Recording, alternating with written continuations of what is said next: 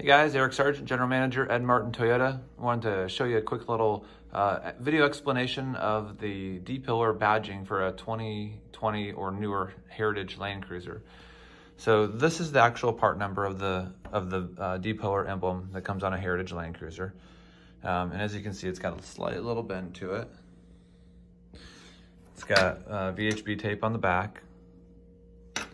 And then there is also, this is the part number of a 1969 to 1973 front fender badging emblem for a FJ40. Now, as you can see, they're pretty much identical. As a matter of fact, I'd say they're pretty much exactly identical.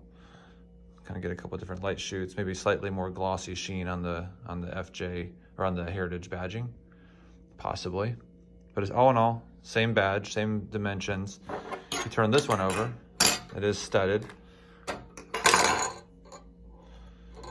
So before Toyota released the part number for the Heritage one that comes with a VHB backing tape and no studs, we were buying this one right here, and then we were grinding off the studs, and then backing it with VHB tape and just doing a small little bend in it to get it to match up on the D-pillar just so perfectly.